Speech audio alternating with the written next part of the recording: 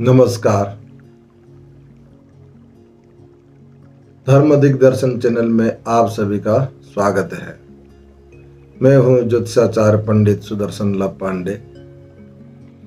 आज एक विशेष चर्चा करने हैं। बहुत दिन हो गया कोई वीडियो के बारे में चर्चा नहीं कर पाते व्यस्तता के कारण। आज एक बहुत ही महत्वपूर्ण विषय है कि हम किसी भी व्यक्ति को रत्न धारण कराएंगे या हम रत्न धारण करना चाहते हैं तो कौन सा रत्न हमारे लिए सही है और किस कामना के समय में कौन सा रत्न धारण करें, ये भी बहुत महत्वपूर्ण है। सर्वपहले रत्न धारण क्यों करें, रत्न धारण से क्या होता है, इस विषय में चर्चा करते हैं। देखिए, जो नवरत्न है वो वैसे तो शास्त्र में 84 रत्न कहा गया है, लेकिन उसमें से जो मुख्य है 9 रत्न है, जो ग्रहों से संबंधित है। कुछ ग्रहों की रंग के कारण से कहा गया है और कुछ तत्वों के कारण में कहा गया है। जैसे कि आप मान के चलो, जैसे सबसे पहले सूर्य का है। सूर्य जो ग्रह का जो है, इसमें माणिक रत्न कहा गया है, क्योंकि जो सूर्य में जो तत्व है वो माणिक रत्न में वही तत्व है। और रंग की दृष्टि में देखा जाए, सूर्य लाल है, माणिक भी लाल है।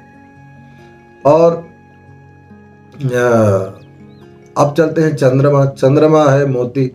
अब चंद्रमा जो है कि चंद्रमा का जो है श्वेत वर्ण कहा गया है, तो श्वेत वर्ण के अनुसार चंद्रमा जो है मोती की माना गया है।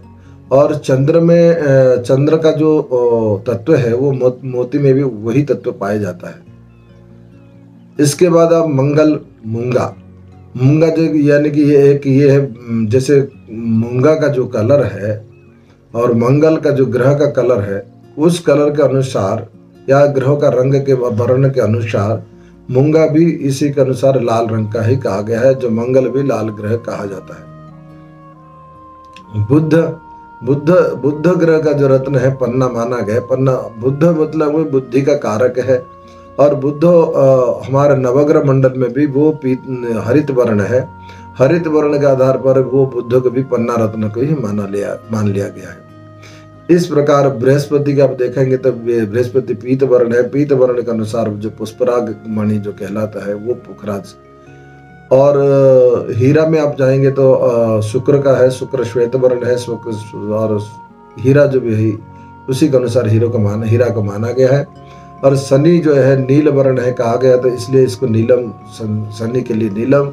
और राहु के लिए जो है गोमेदक रत्न है, क्योंकि राहु का जो है गोमूत्र कलर का काम कहा गया है या धूम्र वर्ण कहा गया है, तो इसी के अनुसार राहु को गोमेदक। लहसुन या जो है ये वो केतु का है। और केतु के लिए कि जो केतु में जो तत्व है, जिस तत्व के लिए केतु शांति की जाती है, वो लहसुन में पाया जाता है। इस प्रकार नवग्रह की रत्न की नौ ग्रहों के अलग अलग विधि है। अब प्रश्न उठता है कि हम सबसे पहले हम ये चर्चा करेंगे कि माणिक रत्न क्यों धारण करें और माणिक रत्न कब धारण करें। देखिए, ये विषय तो बहुत लंबा विषय है, लेकिन हम उसको सूक्ष्म तरीके से बता देंगे जो मुख्य आवश्यक है। और माणिक रत्न जैसे कि सूर्य का है। अब किसी भी व्यक्ति का सूर्य अगर पंचमेश हो, पंचम भाव का स्वामी हो या नवम भाव का स्वामी हो, वो लग्नेश हो या लग्न भाव का स्वामी हो, इस व्यक्ति को माणिक पहन सकते हैं। माणिक पहनने के लिए इस व्यक्ति के लिए कोई खराब नहीं है, परंतु ध्यान रहे कि अगर किसी व्यक्ति को बैकबोन की प्रॉब्लम है या कहीं ना कहीं हड्डियों में दर्द है या हार्ट की प्रॉब्लम है, उस व्यक्ति को भी माणिक भी धारण करा सकते हैं। परंतु इसमें ये ध्यान देना आवश्यकता है कि अगर वो शनि का लग्न हो, यानी कि मकर या कुंभ लग्न हो, तो और ऐसी स्थिति में हार्ट प्रॉब्लम होते हुए भी अगर हम मकर लग्न वालों को माणिक रत्न धारण कर देंगे, यहाँ धारण कराना गलत है। क्योंकि देखिए, सप्तमेश जब सूर्य बन जाता है तो वो मारक भाव का स्वामी बन जाता है, तो वो कहीं ना कहीं हृदय रोग के कारण ही उसका मृत्यु का दिखा जाता है। तो ऐसे परिस्थिति में अगर हम हृदय रोग की शांति करने के लिए अगर माणिक रत्न धारण करा देंगे, वो मार्केस प्रबल मार्केस हो जाएगा, जिसके कारण में उस व्यक्ति को हृदय गति स्तंभन के कारण भी मृत्यु हो सकती है। ऐसे परिस्थिति में हमको यहाँ किस ग्रह का शांति करना जरूरी है, किस ग्रह का बलवान करना जरूरी है, यह आवश्यक पड़ जाता है। तो इसलिए आपको जब ऐसी परिस्थिति आप किसी भी मकर या कुंभ लग्न से संबंधित आपका स्वामी हो, या आप शनि से संबंधित लग्न का स्वामी आपका ग्रह हो, और आपको हृदय रोग की या बैकबोन की या कहीं ना कहीं जॉइंट पेन की पीड़ा हो रही हो, जो हड्डी में कमजोर हो, तो ऐसे स्थिति के लिए अगर कोई माणिक धारण करने के लिए बोले तो सोच समझ कर धारण करें, क्योंकि जिसके लिए आप धारण करेंगे वही आपके लिए हानिकारक हो जाएगा। तो चंद्रमा पे चलते हैं। चंद्रमा देखिए, चंद्रमा पंचमेश हो, यानी कि जब चंद्रमा पंचमेश हो या नवमेश हो या लग्नेश हो, कर्क लग्न हो, कर्क लग्न वालों के लिए भी इसमें जो मोती धारण करना चाहिए। कर्क लग्न जो व्यक्ति है उसको मोती धारण कर सकते हैं।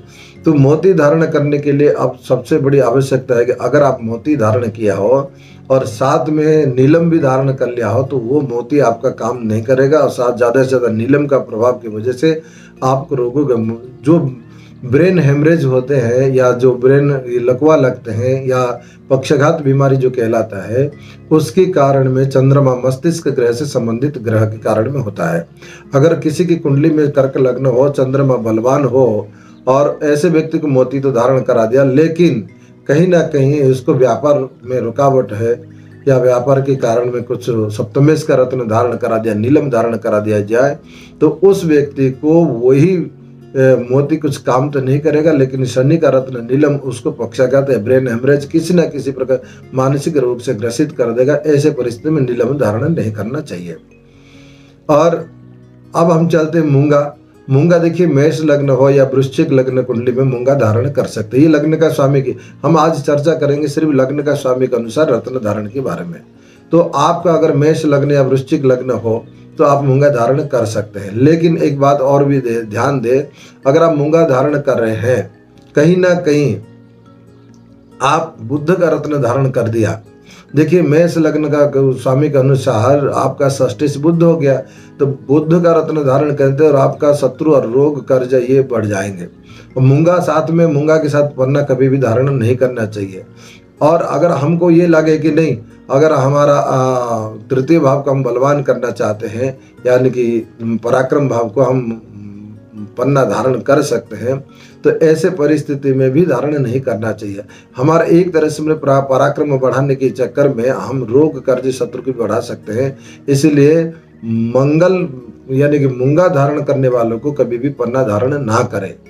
और हम चलते हैं बुध का।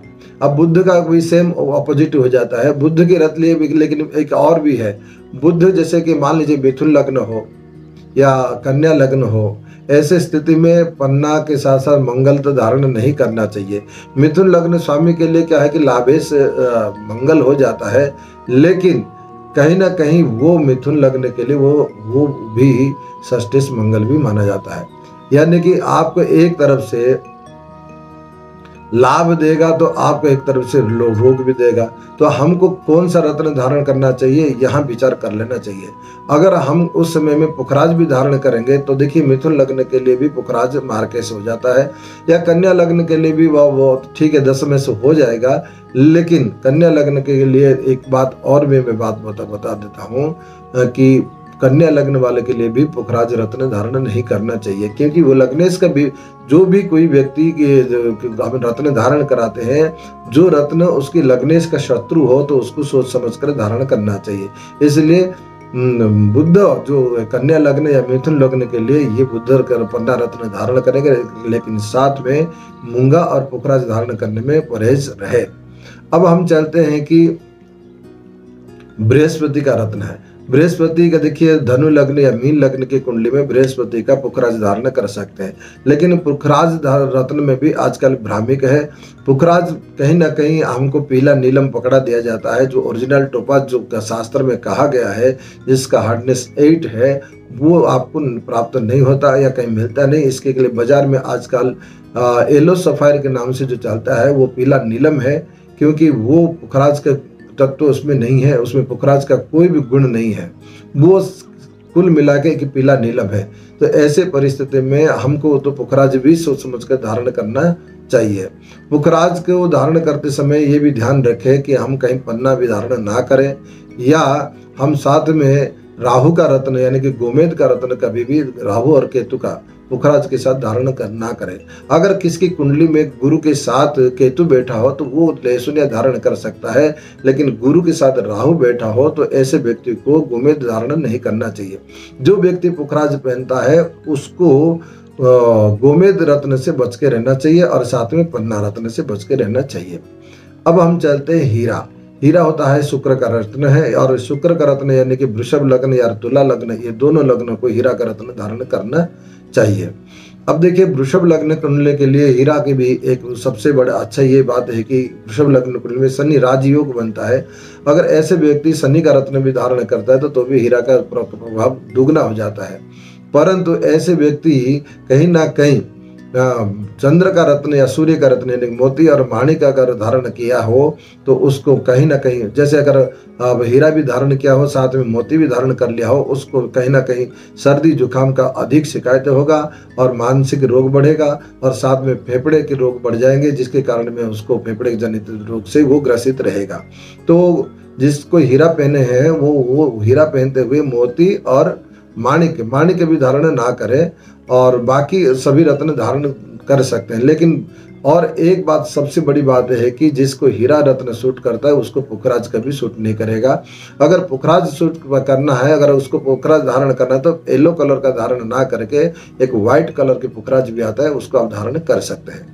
अब हम चलते हैं नीलम के बारे में। नीलम के बारे में बहुत बड़ी भय है आजकल की, हर कोई इसी व्यक्ति को नीलम पहनने के लिए बोलते तो वो चौंक जाता है कि मैं कुछ दिन ट्राई करूं क्या।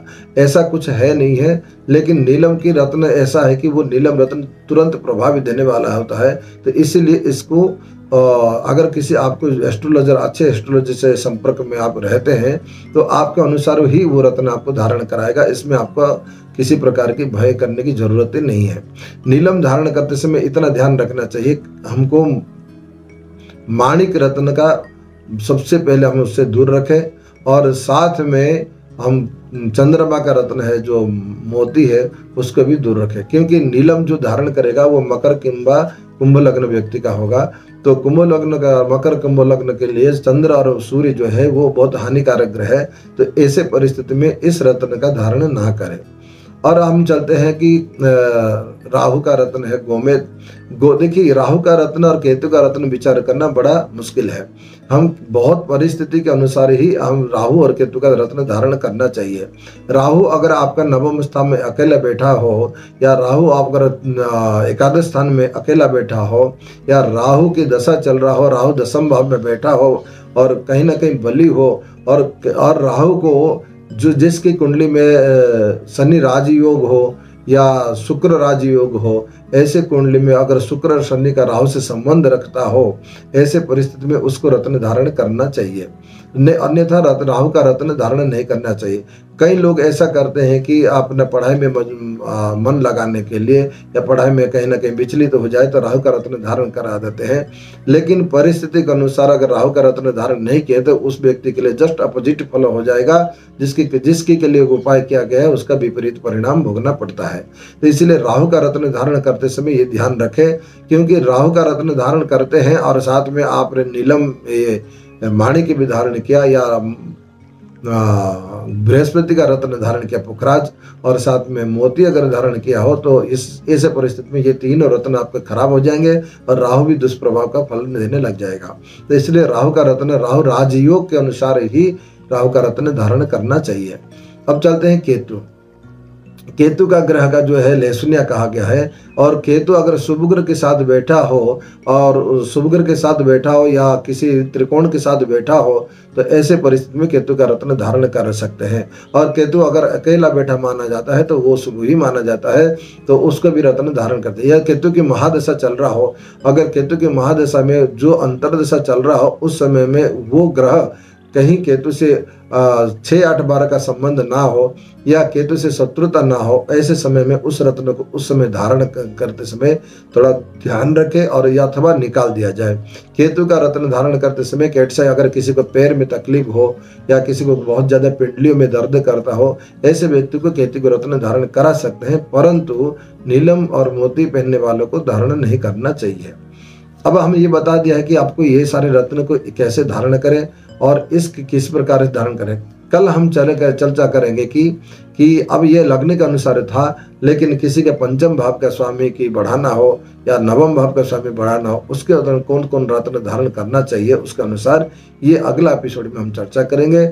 आज की बात में इतनी ही बात रखे कि मैं अपने इस चैनल के माध्यम से आपको एक सूचना देता हूं कि मेरा इस चैनल को आप सब्सक्राइब करें, और आप सब्सक्राइब करेंगे तो आपको बहुत अच्छे अच्छे ज्ञान की बात मिलेंगे, और सभी को आप कोशिश करें कि आप भी आपको सभी को प्रेषित करें। और अगला एपिसोड में फिर मिलेंगे, तब तक के लिए इजाजत दीजिए। जय गुरुदेव।